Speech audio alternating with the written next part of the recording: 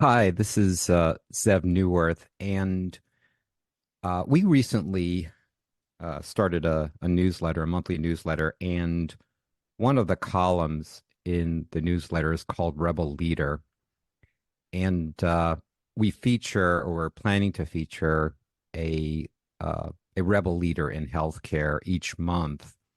And in the first installment, what what I did was kind of list the qualities of a rebel leader, what a rebel leader is, just to introduce the concept.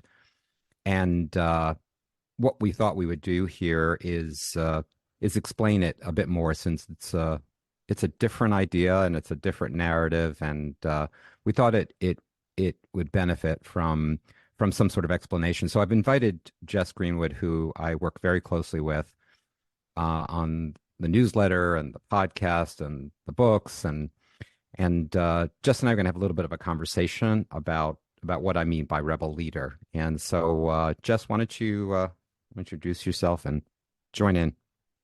Yeah, so I'm Jess Greenwood. I'm a genetic counselor by training and have worked in digital health communication for over a decade now. Been working with Zev for a long time on his books and his podcast and all of his outreach efforts to humanize healthcare. And I thought this topic was really interesting when you first brought it up to me, Zev. I think I remember saying, like, oh, that's a bold term. What does rebel leader mean to you? And I really am, kind of appreciative of the work that you've put into both defining what a rebel leader is and thinking about how we can identify these folks that are making such dramatic and positive changes in healthcare. I don't know. I think it would be helpful if we talk a little bit about how did this like notion of rebel leader emerge? Where did it come from for you? Yeah, you know, Jess, so over the past few months, I've been speaking about the book Beyond the Walls, and one of the most common questions I get from audience members and participants and attendees is, "But Zeb, what can I do?" Or another question is, "Do you really think healthcare can change? I mean, it's so unbelievably entrenched." And those are common questions and totally understandable. But on the other side, I've been hearing a different narrative, a different voice as well from folks that I've met and spoken with. And I actually, as you know, Jess, I actually think about the speaking tour more of as a listening tour. And one of the things I've heard is a very, very powerful message from folks who just sort of stand up, and you can hear in their voice and their narrative and their message that they're not asking the question, do you think things will change, or but what can I do? They're asking the questions, what am I going to do to make this change? What am I going to do to improve healthcare? Not incrementally, not over years and years, not generationally, but right now. And I began to really take notice of these folks. And and in the last, for whatever reason, in the last month, and maybe it's the sort of thing when you notice something, all of a sudden you see it everywhere. In in every conversation I've had, and I've had the opportunity, for instance, I met with a number of Aspen Institute healthcare innovation fellows, and these are young executives, all incredibly accomplished, all brilliant, and they're all in healthcare in one way or another. And I met with them, and it was a small group. They had read Beyond the Walls, and oh my God, it felt like I was in a literally, I blurted it out. It felt like I was in a rebel leaders group. And now this was a small group of only 8 or 10 of these folks, but it really felt powerful.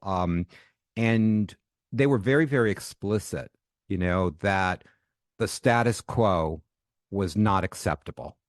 And it wasn't acceptable to increment slowly over years or decades. I mean, they were really, really clear about that. I met with another group. Again, this was a group, the Ohio Association of Community Health Centers. And these were CEOs and executives from these FQHCs, these federally qualified health centers. And there were a few dozen of them in the audience. And I got to not only speak to them and present to them, but I also spent the day with them in a retreat. And I have to tell you something, these are a bunch of rebel leaders. And and Jess, if you don't mind, I just want to kind of, I have to say this up front. What they're fighting against are the isms in our healthcare and in our society. They're fighting against the racism, the sexism, the ageism, the ableism, which is the bias against people who have disabilities. They're fighting against classism. Just because someone has a better health insurance than someone else or makes more money, does that mean that they don't deserve health care, dignified, respectful, accessible, high quality health care? This is what these rebel leaders are fighting against. And they're replacing it with humanism across the board. I mean, across the board. So I'm beginning to see it, and it just the word, the image, the metaphor popped in my mind. And as you know, Jess, I have some trepidation about this word that it could be misconstrued or misunderstood, which is one of the reasons I think that we decided to have this conversation and share it and really kind of go into a little bit more depth what we mean by rebel leader. And again, I'll go so far as to say, even though I have some trepidation about it, I think it's the only leadership mindset that makes sense in healthcare today. That's how important and critical this is. Yeah, and I've expressed to you, I think it's spot on. I mean, I think it's Mm. the time for this type of leadership. I'm not sure that we can see significant change in healthcare without this type of leadership. But I will say, when you say, okay, these people are fighting ageism and sexism and racism, those feel huge to me. Mm. Those feel like kind of massive behemoth type topics. Mhm. So can you give us an example? What's an example of a rebel leader and how they've tackled some of those kind of massive, big societal implications? So first of all, I think it is big. I mean, there's no question that turning this gigantic system, this industry of healthcare, even slightly, is going to take. It's I now use the metaphor of a mosaic. It's going to take people working on all these different pieces. Everything from policy and payment and regulatory changes, which is so fundamental and so huge, to clinical care design and redesign to to workforce and technology is going to be critical. So it is big, but at the same time, and this is I think this is important.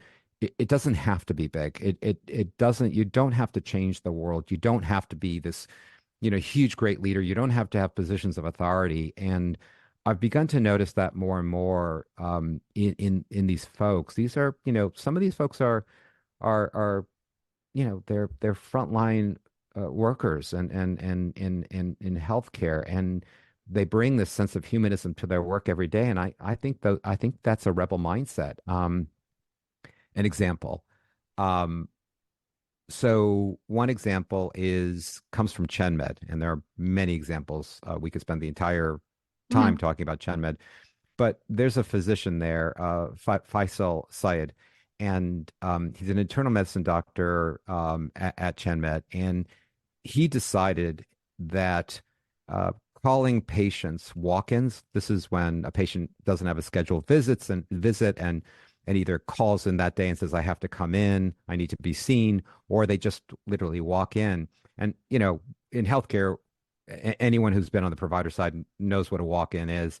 And to be honest with you, it has sort of a negative connotation. And it's when you're trying to keep your day on time, a walk-in or multiple walk-ins disrupt the day. They throw off the schedule. Staff and providers often have challenged by it, and to the point where a lot of organizations don't take walk-ins and so uh, Dr. Syed decided that it was dehumanizing to call patients walk-ins.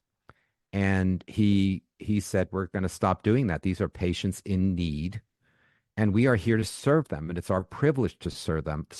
And so he changed it, and they no longer use the term walk-ins. I don't know if this is spread throughout ChenMed or if it's just in the practices he's in, but he made that slight change. And from what I understand, it's made a huge difference in the way the staff think about it. When you label someone a patient in need, that changes everything. It's no longer a walk-in. It's a much more humanistic, much more compassionate, empathetic, loving term. That Jess, is a rebel leader. And again, I was talking to another rebel leader named Glenn Tolman. And by the way, I have not spoken to these folks and said to them, I think you're rebel leaders. I've not. So this is something I think before I showcase someone as a rebel leader on the newsletter, we're gonna, make sure that they're okay with that term. But Glenn said to me, and he is a rebel leader, a humanistic rebel leader in healthcare. He's been for years. And he said the other day, I interviewed him, and he said, Zev, before you change the world, you have to change the words. And Mm. if we did nothing but look at the words we use in healthcare and start to change them, the fact that we refer to patients by their insurance, dual eligibles, Medicare, Medicaid patients, uninsured, words change the world. And so I think it could be as simple as that. And another one, just if you don't mind, I'll throw one more example in there. But the VA, given the past history of the VA over the past few decades, I think most people would be shocked. I think it is an incredible bastion of healthcare innovation, technologic innovation, and humanistic innovation. And I have example after example I think more than any other part of the healthcare system, they are really, really transforming healthcare.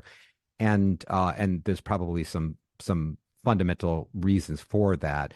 One of which being that they're in a capitated environment, so that the money they get, they can actually invest in innovation, and their patients stay with them. And they have a program which is they've been working on and researching and implementing and are deploying nationally, and it's been described and written about and at great length. It's their whole person or a whole health program, and you can go online and look it up, their website. And they ask, it boils down to two things. If you really want to just grab the essence of it, they ask two questions. The first question is they ask the patients, and actually now it's being targeted at their workers, which is, what's the most important thing in your life right now? What's the most important? What matters most to you? Which is unbelievable. This is a paradigm shift, because the fundamental question we ask patients is, What's wrong what's with the you? matter? Yeah, what's wrong with you? What's the matter with you? Right? Now they've switched it around, and their first question is, what matters to you? Not what's the matter with you. And in understanding what's important to the person, what matters to the person, what their purpose and meaning in life is at the moment, what their lived experiences and they're trying to live life for, you can actually then begin to wrap health and healthcare and health around that.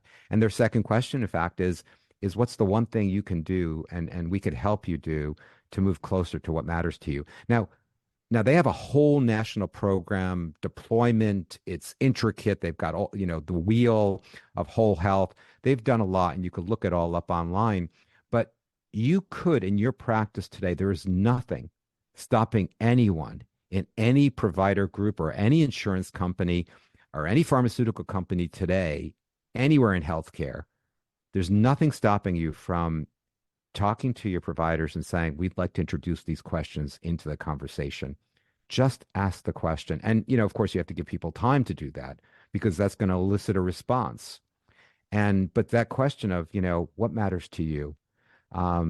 It's even if you can't carry it to the end, it still changes everything. So I think, quite honestly, and I could give examples, more and more examples of this. I think that there's a lot of things that can be done that don't require years and years to introduce into healthcare. So it's a serendipitous maybe that you bring up these examples today. So my husband actually became a veteran yesterday, Wow. which I know you and I have talked about quite a bit. So I've actually had experience with two of these things just today. Mm. So one of them being the words that we use. So we were looking at choosing between Prime and Select, which are two options for people who have full TRICARE benefits in retirement. And one of the things we were told to encourage us to actually select Prime is that at the facility my husband wants to go to, that if he were to choose Select, he'd be just a walk-in. And so it's so fascinating that you bring up that Interesting. terminology change, because when I Wow. heard that, I said, oh no, we're not going to go there. Having been a provider in That's healthcare, so I weird. know. Yeah, isn't that ironic? But I think that's so, acute in the example that you bring up that, if that same person who was on the phone with us had said, "Oh no, they treat everyone the same. It doesn't matter." But we picked a plan based on the fact that we were told that we would be treated as walk-ins, that we wouldn't be able to get an appointment. And so, I do think Hmm. words matter Hmm. in that regard, and that small change likely did make a Right. significant difference, both in patient care, but also coming from a Hmm. provider in the way that I would have approached that interaction too. And so then I will say on the flip side, we also had the experience today of talking with a nurse case manager about the whole health program at the VA. No kidding. Yeah. And my husband was told, I'm going to send Wow. you a referral. You can get massage therapy services. We have music therapy services. And on the phone today, they didn't ask the question exactly the same way, but the nurse case manager said, "What are some goals that we can help you accomplish in your life?" And that was I No thought way. immediately, yes, Wow. yes, happened on Wow. the call today. Jess, that must have freaked you out because I've written We have about not this rehearsed this. and no, we have not. In fact, I did not know that. I knew your husband obviously is in the military. I did not know that he had become a vet. And Yeah, so this is all news to me. But there it is. What I was saying is real, and it played out in absolutely. a real interaction with you and your husband today with the VA. Yeah, I was talking to a woman. I was at the Rise conference earlier this week in Nashville, and I was in a panel discussion, and the woman who actually introduced the panel. Uh, Afterwards, she came up to me and she said, "Oh my God, I just had this experience that you totally talked about." And she said, "I had knee surgery, and I went to the surgeon afterwards, the orthopedist, and he said, are you satisfied with the results?" And she said, "Absolutely not. And if I'd known this, I would not have done the surgery. This is a serious surgery, right? This is no joke, knee surgery, incredibly painful and takes a long time to recover." And he said, "What do you mean?" And she said, "The only reason I wanted to have knee surgery is so that I could run and jog. That's why I wanted to have it. And I can't run or jog." And the surgeon said to her, "Well, you never told me that." And she said to him, "It's your job. You never Never asked asked. me why I wanted to have the surgery. I just assumed that I would be able to get back and start doing the things I wanted to do." And so here it is. This doesn't take a major change of anything. It takes a provider, an organization.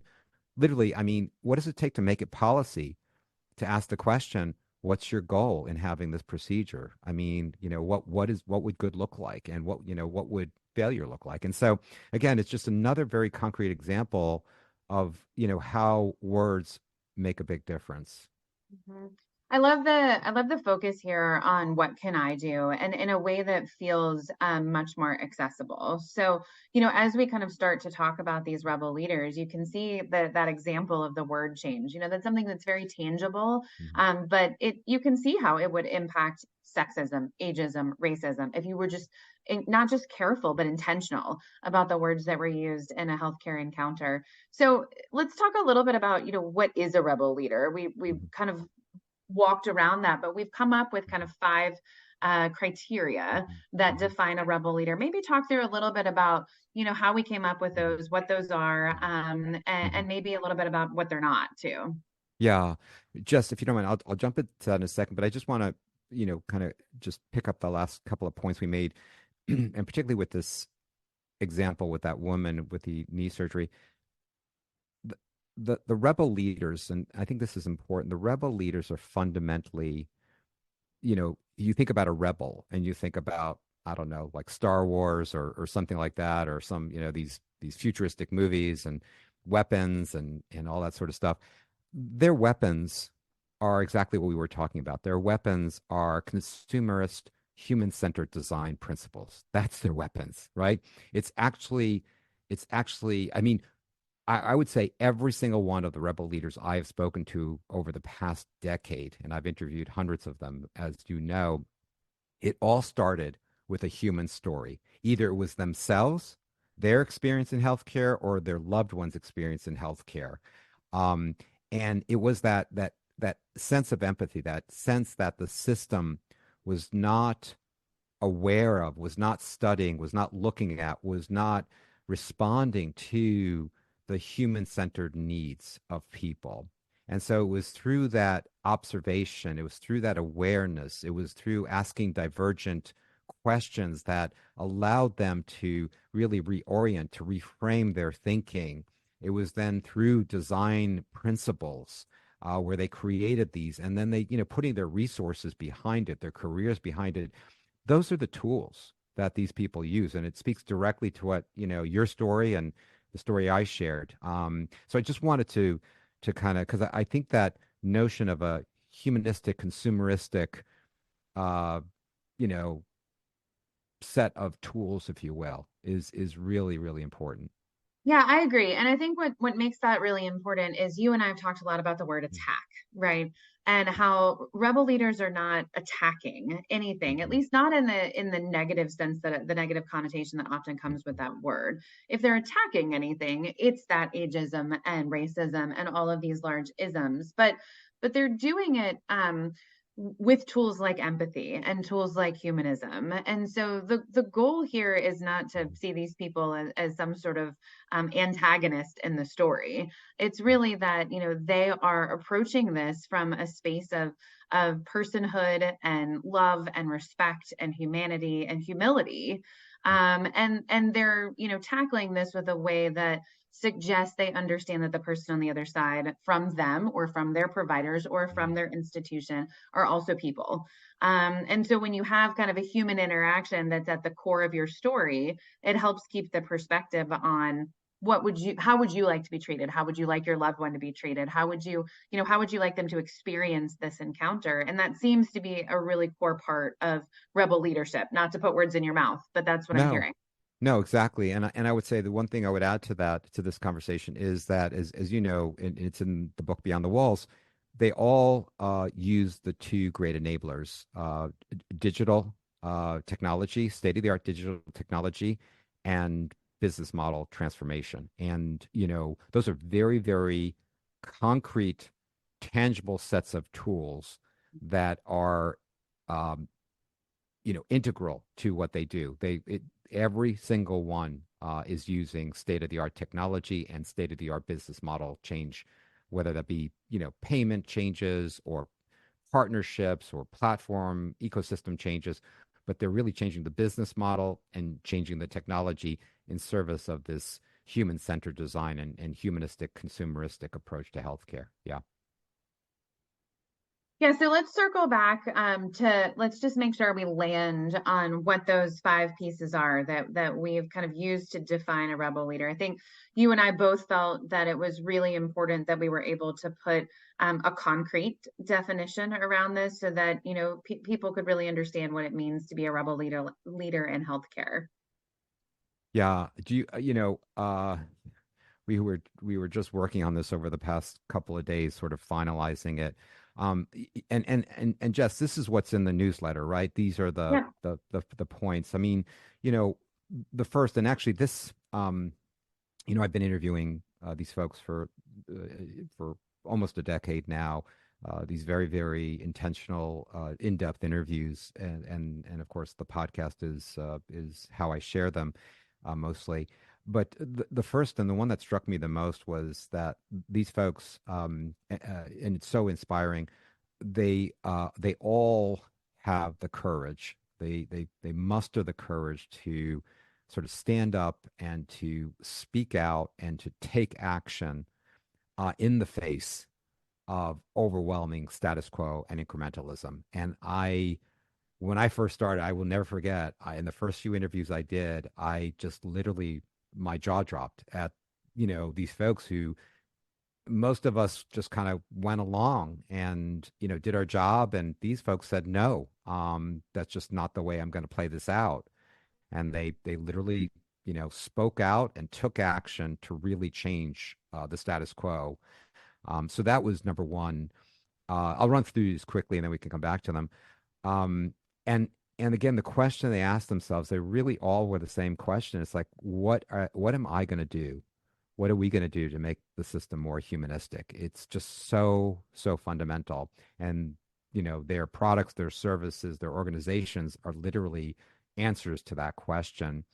As I mentioned before, uh, I, increasingly, I don't think at the beginning, 10 years ago, it was quite as vocal, but increasingly, they are all talking about equity, about inclusiveness. And but clearly all along it was around access and convenience and affordability and safety and efficacy, and personalizing and customizing care. That's the activity that they're doing. That's what they're fighting for. Um, one of the and in my talks, I talk about this. Transformation is not process improvement. And what differentiates it from process improvement or even from innovation is this: process improvement and innovation is about making things more effective or more efficient.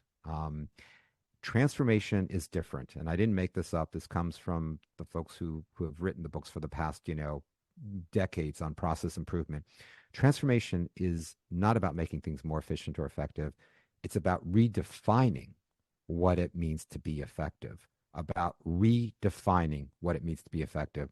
And these folks are doing exactly that. They're redefining effectiveness in healthcare. And I obviously have many examples of that. And then, as I mentioned before, they're all using, they're not going off in some corner and using sticks and stones and ancient technologies and waving their hands. They're using state of the art digital technology, the most advanced technology, whether it's virtual or remote patient monitoring or machine learning or AI. They're using the digital technology, and they're also using state of the art business model transformation, business model design, whether it be platforms or partnerships, novel partnerships, or novel and new payment models. And that's really what the rebel leaders do. Those are the criteria.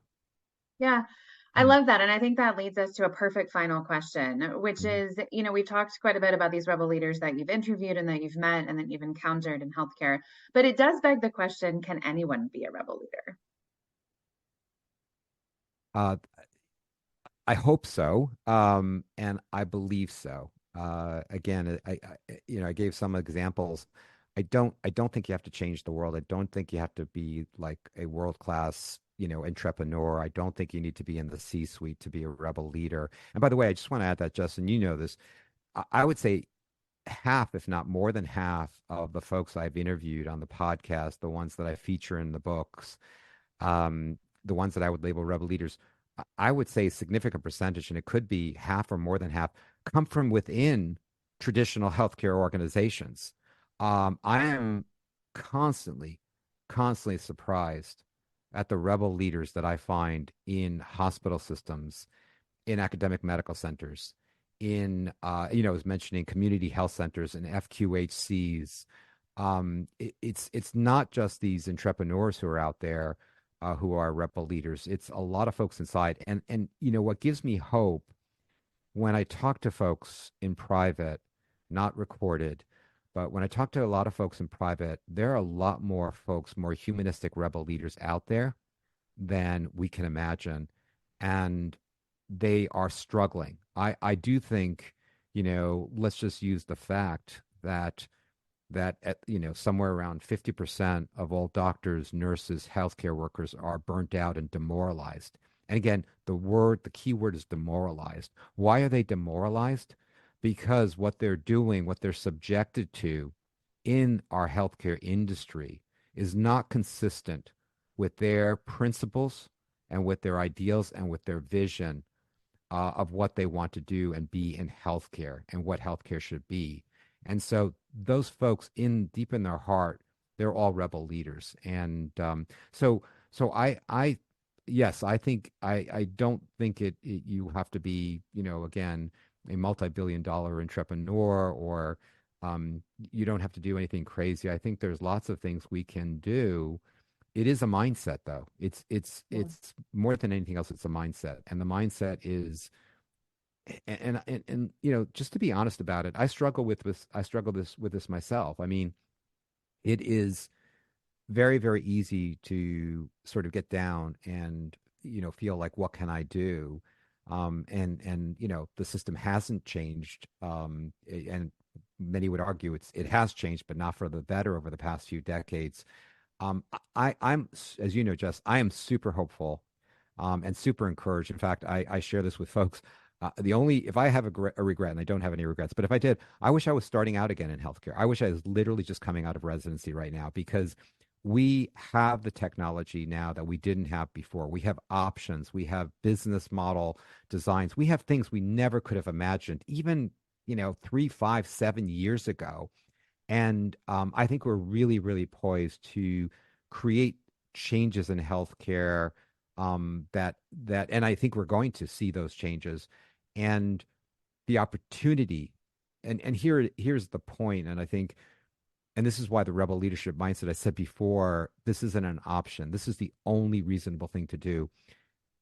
The the enablers, the digital technology and the business model revolutions and the science and technology, all of that are literally amazing.